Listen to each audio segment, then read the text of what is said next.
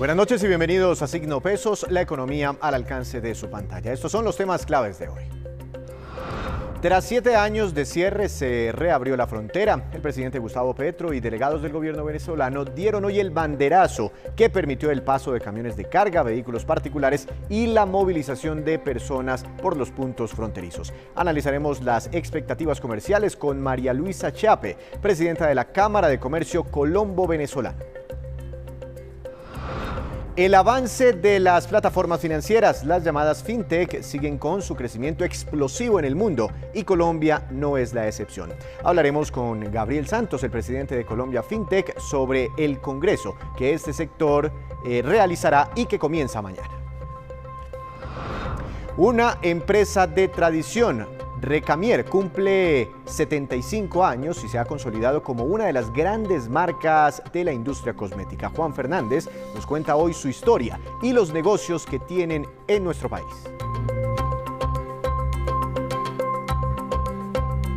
Y comenzamos esta emisión de Signo Pesos hablando de la reapertura de la frontera colombo-venezolana, que había permanecido cerrada durante 7 años prácticamente tras una crisis diplomática entre los dos países. Hoy, con la presencia del presidente Gustavo Petro en el acto oficial de reapertura, se dio inicio a una nueva etapa. Veamos una parte de lo que anunció el primer mandatario.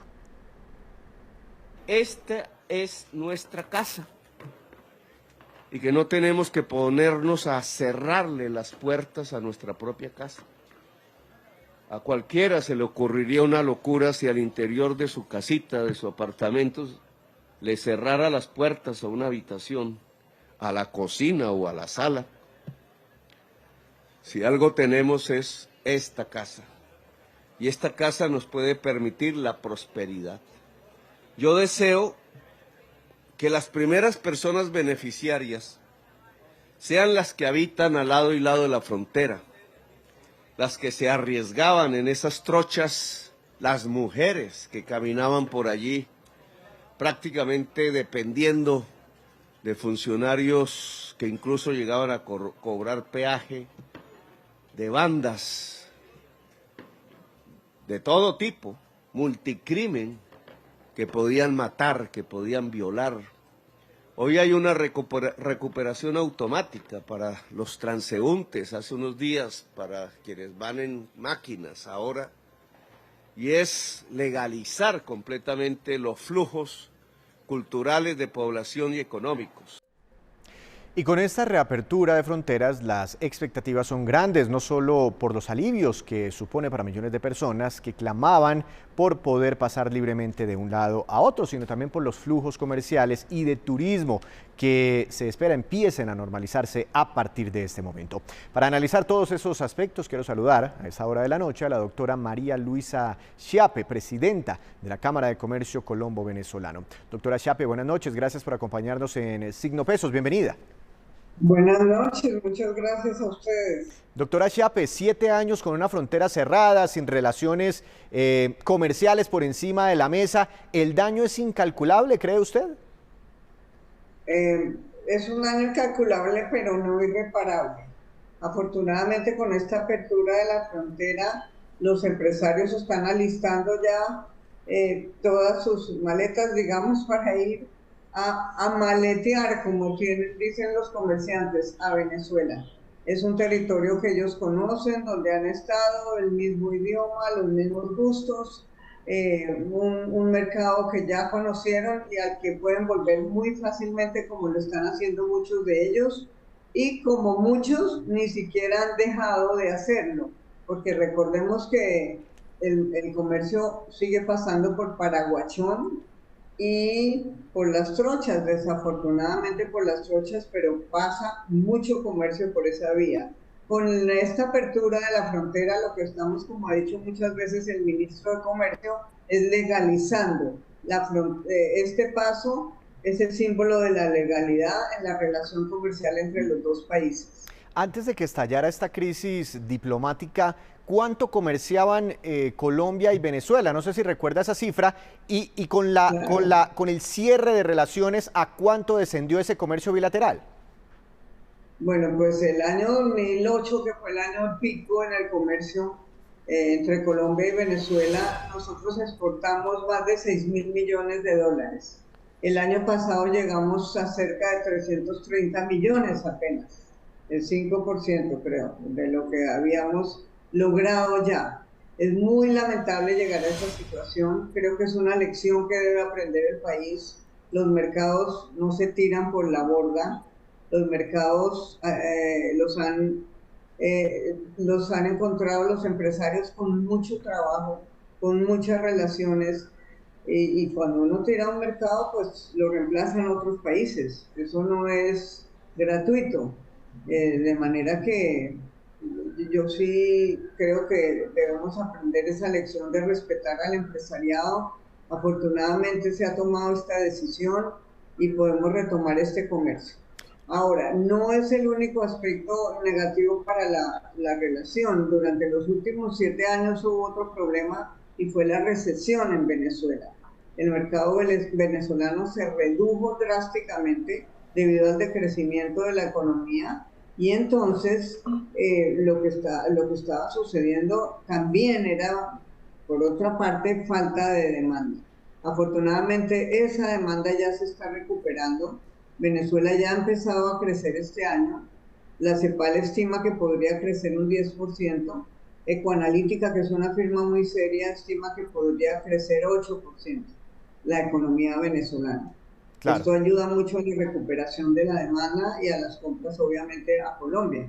Claro, claro. El Ministerio de Comercio y, bueno, el gobierno, en términos generales, el gobierno colombiano tiene en la mente lograr un intercambio comercial de unos 1.200 millones de dólares aproximadamente en lo que resta de este año, para en el 2023 subirlo a 2.500 millones de dólares y así ir subiendo hasta recuperar ese nivel que usted nos acaba de comentar. ¿Eso es posible teniendo en cuenta lo que usted nos acaba de comentar? Pues sí, Venezuela se está recuperando, pero viene de unos años donde perdió prácticamente el 80% de su Producto Interno Bruto. Sí, un decrecimiento de 70% muy lamentable, pero como usted bien lo dice, se está recuperando, y así lo demuestran las exportaciones obtenidas durante el primer semestre. Se duplicaron respecto al valor que tuvimos en todo el año pasado, es decir, que en 6 meses logramos mucho, ya logramos mucho más de lo que habíamos logrado el año pasado. Entonces, desde ese punto de vista, sí sería posible eventualmente llegar a las cifras que cita el Ministerio de Comercio, 800 millones o más, eventualmente llegar hasta los 1.200 millones. Sí, está dentro de lo posible realmente. Está dentro de lo posible. Ahora, ¿cuáles podrían ser los sectores, digamos, de lado y lado, pero principalmente sectores colombianos, que podrían sacarle mayor jugo a esta recuperación en las relaciones y a esta reapertura del comercio? Pues el mercado venezolano tiene una ventaja, es un mercado de manufacturas y abarca todos los sectores de la industria manufacturera. Alimentos ha sido un sector tradicional, alimentos procesados, por supuesto, como galletería, confitería, grasas animales y vegetales, en fin.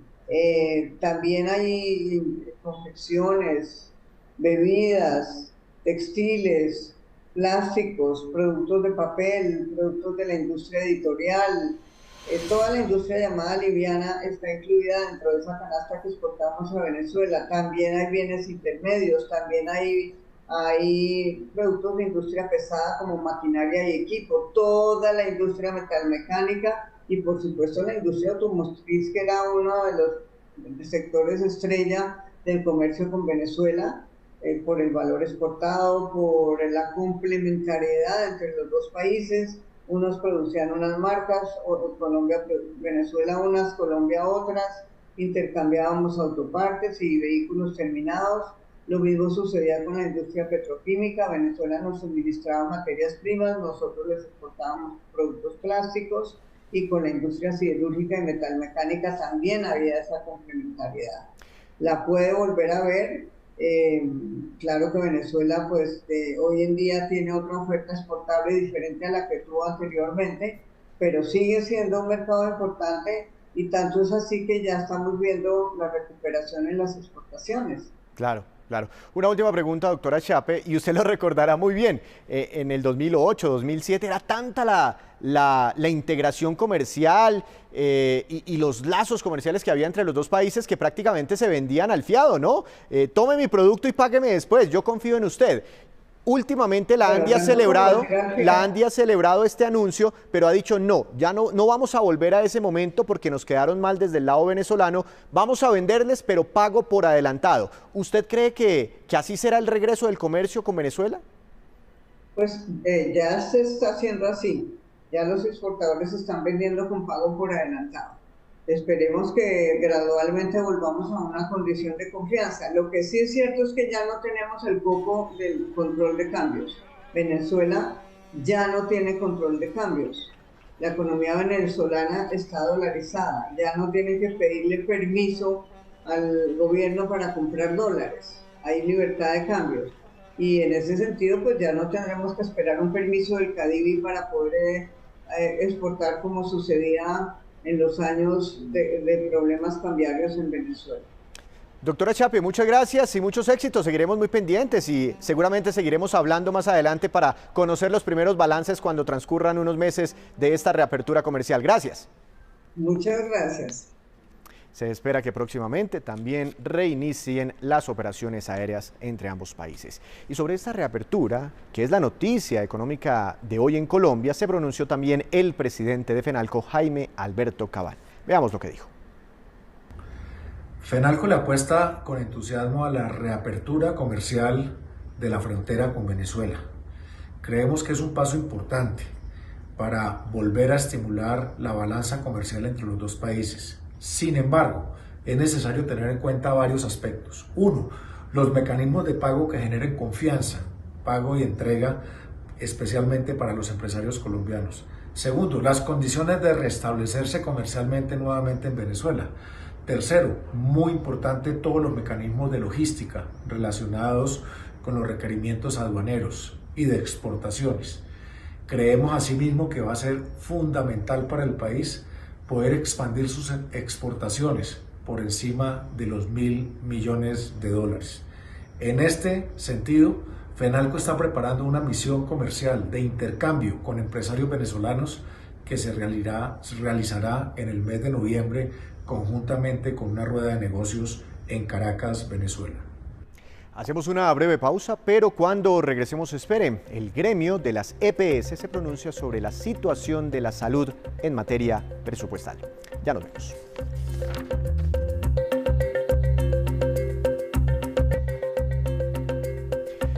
Regresamos a Signo Pesos. Desde mañana se realiza en Medellín el Congreso del Sector de las FinTech, un sector que ha tenido notables avances en nuestro país. Doctor Gabriel Santos, nuevo presidente ejecutivo de Colombia FinTech. Buenas noches, bienvenido a Signo Pesos. ¿Cómo le ha ido? Víctor, muchas gracias por el tiempo, gracias por esta oportunidad y un cordial saludo para usted y las personas que nos ven hasta ahora. Antes de hablar de proyecciones, de su evento, etcétera, en la práctica, ¿qué es una FinTech? ¿Cómo la identifico? Pues una fintech es toda aquella empresa que por medio de la innovación y el desarrollo tecnológico esté prestando servicios financieros disruptivos y novedosos. ¿Por qué están como en auge las fintech si los bancos como tal pues también prestan algunos de estos servicios con plataformas muy importantes a través de internet?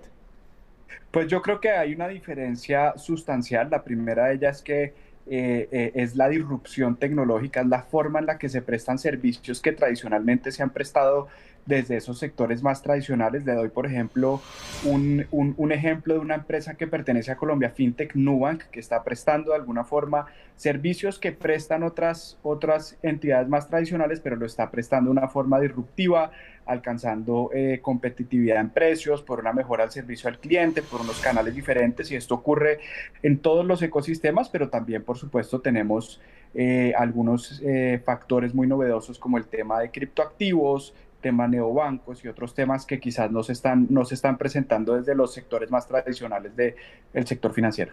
Ah, claro, Nubank, de hecho hoy es noticia porque está alcanzando los 70 millones de usuarios en Latinoamérica, de clientes. En Colombia, más o menos, ¿cuántas fintech, no sé si usted tenga la cifra, están operando, están prestando servicios financieros a los colombianos? Pues esto es difícil de vaticinar un número exacto. Yo le puedo hablar por lo que representamos en Colombia FinTech, donde estamos rodeando las 300 empresas. Este es un número que fluctúa a medida que las empresas crecen, otras que quizás tienen dificultades, pero nosotros hoy en día desde Colombia FinTech estamos rondando, digamos, el flujo de las 300 FinTech, pero muy seguramente en el país hay muchas más, hay muchas empresas que están prestando servicios que podrían entenderse como FinTech, pero quizás no necesariamente muchos se identifican como tal, pero yo creo que en un sentido amplio nosotros podríamos hablar de una cifra muy por encima de lo que está hoy en día en Colombia FinTech. Es impresionante el crecimiento. Ahora, eso desde el lado de la oferta, pero los colombianos están demandando servicios de las FinTech, porque además de Nubank no nos cuenta otros casos, otros nombres. Fresco, tranquilo. Inmenso, inmensamente. Entonces le cuento, digamos, muchos de estos ejemplos porque muchas personas, primero hay unas empresas que prestan servicios que están detrás, entonces que las personas de pronto no se dan cuenta. Entonces, por ejemplo, cuando una persona compra un servicio de música, Spotify, Apple Music, Deezer, cualquiera de estos, el pago que ellos hacen con esa tarjeta se hace a través de muchas de estas plataformas de pagos que no necesariamente están tan a la vista, pero unos que sí, por ejemplo, sean muy notorios. Yo le digo a una persona que puede estar viendo desde la ciudad de Bogotá, por ejemplo, y que haya recibido algún subsidio del distrito o de la nación, muy seguramente este distrito se puede haber canalizado por una fintech que tiene un crecimiento maravilloso con un sentido social inigualable que se llama Movi. Por decirle alguna, por ejemplo, en materia de pagos, un unicornio recientemente, es decir, que recibió una valoración por encima del $1 billón que se llama Kushki. En materia de crédito digital, quizás una de las componentes que más está creciendo en el país, y son este tipo de desarrollos que por medio de tecnología pueden prestar muchísimo más rápido y quizás en algunos montos diferenciándose de la banca tradicional, como por ejemplo Juancho te presta, como por ejemplo FinSocial. Entonces ahí tenemos una cantidad de empresas, unas no muy conocidas, pero que le prestan servicios a millones de colombianos, y otras que ya son mucho más notorias porque los colombianos le ven de alguna forma el logo a este tipo de empresas. Las fintech también. Bueno, y por supuesto también está David Plata, está Nequi, que son hoy en día yo creo que son muy cercanas al consumidor final, pues porque hoy en día millones de colombianos disponen de este tipo de billeteras digitales. Es impresionante, cada una tiene más de 10 o de 12 millones de usuarios en este momento. Ahora, las fintech también prestan plata y esos créditos, ¿qué diferencia tienen con un crédito tradicional de un banco tradicional que tiene oficinas físicas? Pues muchísimas. Yo le cuento, por ejemplo, desde Colombia FinTech. Lo primero es que no captan, la gran mayoría no están captando recursos del público, es decir, están prestando con fondos propios, pero tienen unos componentes que yo creo que generan esa diferenciación. Lo primero, al estas fintech tener unas estructuras muchísimo más livianas que la banca tradicional, es decir, que por medio del desarrollo de algoritmos y de nuevas herramientas tecnológicas necesitan menos gente que la banca tradicional, pues pueden permitirse de alguna forma sectores más riesgosos de la economía, es decir, atienden de una forma mucho más eficiente la economía informal, les llegan, por ejemplo, por medio de la factura de servicios públicos a los colombianos más vulnerables, pero sobre todo tienen un componente muy interesante, es que por medio de esos desarrollos tecnológicos son capaces de prestar en un tiempo mucho menor que la entidad financiera tradicional. Entonces, si bien no competimos en montos con la banca tradicional, podemos atender a esa población que quizás no está todavía tan en el radar de las estructuras que por su misma envergadura le generan muchos más costos. Entonces, somos más eficientes y atendemos a una población que yo creo que está en urgencia de requerir ese crédito de una manera rápida, de una manera ágil y de una manera eficiente. El blockchain, del que se habla tanto en las criptomonedas, ¿qué papel juega en este mundo de las fintech? Pues esencial. Yo creo que todos estos tipos de desarrollos tecnológicos novedosos como la Web3, como el tema de blockchain, son esas herramientas sobre las cuales se está construyendo el ecosistema por unos temas elementales, pero sobre todo el tema de confiabilidad al usuario final. Estas herramientas y estos nuevos desarrollos permiten a las personas, primero, tener seguridad en la privacidad de su información, pero también una confiabilidad de que estos nuevos desarrollos se están haciendo de una forma que le permite al usuario tener esa certeza de que su dinero y que sus transacciones son 100% confiables y que se pueden identificar. Hoy en día en Colombia tenemos un problema, es que muchos colombianos prefieren todavía hacer esas transacciones en efectivo, porque el efectivo tiene un tema en la psiquis de del ser humano, y es que al tenerlo en su mano es muy difícil que alguien sienta que se lo van a quitar. Entonces yo creo que este tipo de desarrollos tecnológicos construidos encima del blockchain, construidos en los nuevos desarrollos web, le van a permitir a los colombianos perderle ese miedo a hacer estas transacciones y hacer un ingreso a la economía digital. Ahora, usted que está en el corazón de las fintech en Colombia, se ha venido hablando, pues después de ese boom de las criptomonedas, de construir nuestro propio peso digital, el peso colombiano digital respaldado por el Banco de la República, lo han dicho inclusive desde el Banco de la República, y el gobierno nacional también estaría de acuerdo. ¿Cree que eso sea posible? ¿Cree que las fintech ahí podrían jugar un papel importante? Pues yo creo que es una idea a muy largo plazo. Si nosotros vemos los ejemplos que tenemos acá cercanos en el Caribe, los ejemplos que tenemos quizás en una latitud muy distante como en China, nos dan muchísimas lecciones que tenemos que aprender antes de echar a andar un proyecto tan ambicioso. Lo primero es establecer para qué, por qué Colombia necesita este tipo de desarrollo de tener una moneda digital. Segundo, lecciones aprendidas en materia de seguridad, en materia de independencia de la nación, en materia de cómo se va a controlar, digamos, este tipo de monedas. Yo creo que nos hace falta una cantidad de desarrollos muy grandes antes de que lleguemos a esa meta que ojalá se dé, pero muy, muy en el futuro.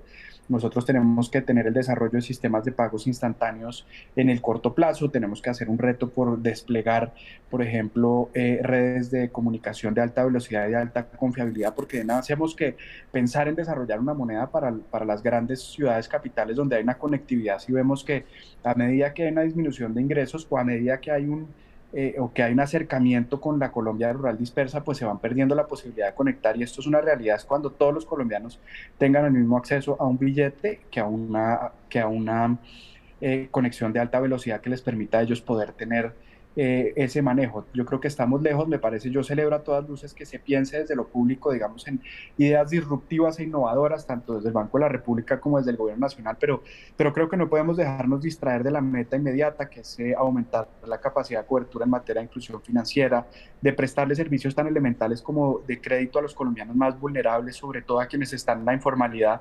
Entonces, preferiría de manera prioritaria atender estos retos. Claro. Distraernos en algo tan ambicioso que ojalá ocurra en el largo plazo. Doctor Santos, objetivos del evento de mañana. Pues mire, nosotros construimos este evento de una forma ambiciosa, viendo cuáles son esos retos coyunturales que tenemos ahorita en Colombia. Entonces, Colombia está empezando a hablar de Open Banking por esa discusión que planteó la Superintendencia Financiera. Colombia está empezando a hablar de sistema de pagos instantáneos desarrollados de lo público por la discusión planteada desde el Banco de la República. Se está echando a andar otra vez el proyecto de ley que regula los criptoactivos. Colombia está muy metida con una generación de jóvenes artistas en materia de NFT, pero todo esto rodeado en inclusión financiera. Mañana traemos gente del Banco de la República, tenemos gente del Banco Central de México, tenemos gente del Banco Central de Brasil para discutir lo que Brasil hizo bien con Pix, tenemos innovadores españoles y colombianos en materia de Open Banking, vamos a traer al artista Soyfira para que nos hable de desarrollos de Web3 y de NFTs. Entonces, el desarrollo, yo creo que este día nos va a permitir como ecosistema poner las miras en cómo empujamos desde lo público para que se nos permita esa normatividad, para que haya un crecimiento exponencial en materia de fintech, y como industria nosotros cómo trabajamos de manera mancomunada para sacar estos proyectos muy ambiciosos de la mano de todo el sector. Doctor Santos, muchos éxitos. Gracias por estar aquí. Feliz noche. Víctor, a usted muchas gracias, a todos los televidentes un saludo muy cordial y que tengan todos una feliz noche. Con esta información, con este diálogo, hacemos otra breve pausa, pero ya les contaremos cuáles son las acciones que más se han desvalorizado este año en la Bolsa de Valores de Colombia. Ya regresamos.